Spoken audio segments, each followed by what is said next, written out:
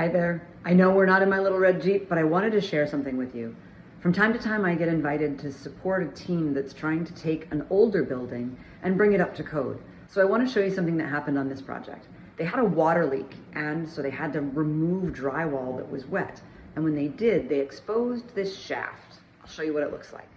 So you can see that the pipes coming through aren't fire stopped at the shaft liner. But if you look closely, you can see some fire stop on the pipes where they're coming through the finished side of the drywall. This, unfortunately, is a common occurrence even in construction I see today. Somehow people neglect the shaft liner side. And this is a massive problem because a shaft is an opportunity. If a fire gets inside, it can access every single floor that shaft wall passes through.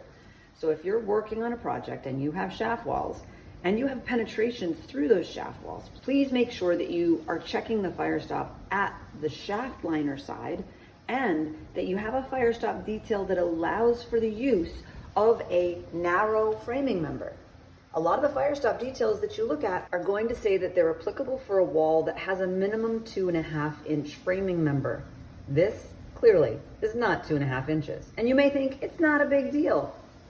If you think that, then clearly you don't understand enough about the fire dynamics because that gap is a big deal. I'm not going to go into that diatribe today because there's more on this wall that I want to share with you right here.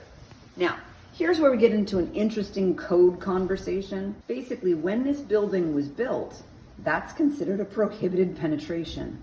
They should have allowed the mechanical and plumbing to come through, but not the electrical.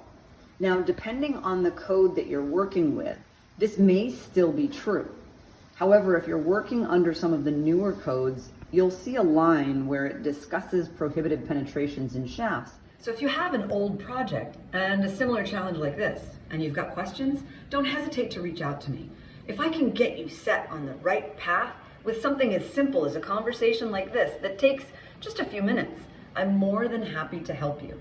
Don't hesitate to reach out. I mean that, seriously. So I hope to hear from you. Until next time, this is Sharon from Halpert Life Safety Consulting. Just remember, if you want to build better, we want to help.